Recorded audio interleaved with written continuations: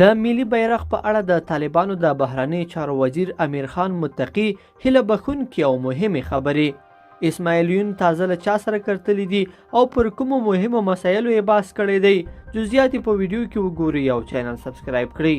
لیدونکو السلام علیکم.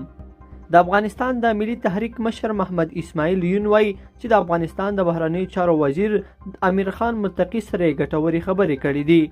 نوموړي ویلي چې د متقي سره د افغانستان په یو لړ مهمو مسایلو کې لکه ملي بیرغ باندې خبرې اترې کړې دي. ملي بیرغ په دې وروستیو کې د ډیرو افغانانو او طالبانو ترمنځ د ټکر په یوه نقطه بدل شوی دی، ځکه نوي حکومت نه یوازې چې ملي بیرغ د هیواد د هر لوري راټول کړی او لرې کړی دی، بلکې د دې سره سره چارواکي د دې بیرغ مینوال هم بد یادوي.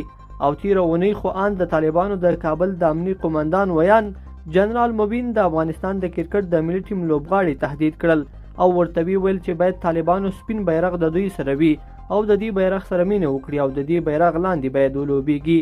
خو ښاغلی اسماعیل یون وایي چې د بهرنیو چارو د وزیر سره په خبرو کې په هکله حساسیتونو ته د دوی پام راړولی دی.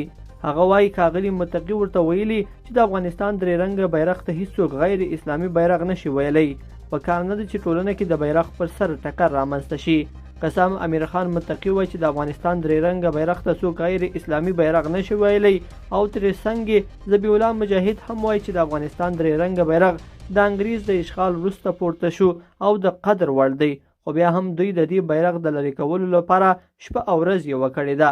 کرکټ چې اوس د نوي حکومت ترمنځ د وسلوالو په یو میدان بدل شوی دی او په بورډ کې ستر غوبل روان دی، د دې ادارې طالب سي او د کرکټ د نړیوالې شورا غوښتي دي چې د دوی بیرغ دې په لوبو کې پرېږدي. په داسې حال کې چې د کرکټ نړیواله شورا هم همدا اوس د افغانستان په غړیتوب غور کوي چې لغوه یې کړي، خو طالب مشر بیا وایي چې دوی سپین بیرغ باید پرېښودل شي. شنونکي وایي چې د ملي ارزښتونو او سمبولونو په وړاندې باید حکومت دا ډول محوه کوونکی چلند ونه کړي، بلکې دا ملي ارزښتونه چې د افغانستان د ملي د هویت د یو برخه تشکیلوي په خپل ځای پرېږدي او د هیواد د ملي یووالي او هویت د قوي کولو لپاره دې کار وکړي. لیدونکو په دې هیله چې دا مطلب به مو تر پایه لیدلی وي. که مو ویډیو خوښه شوه ویډیو لایک کړئ او چینل سبسکرایب کړئ. تر بیا ښه وخت.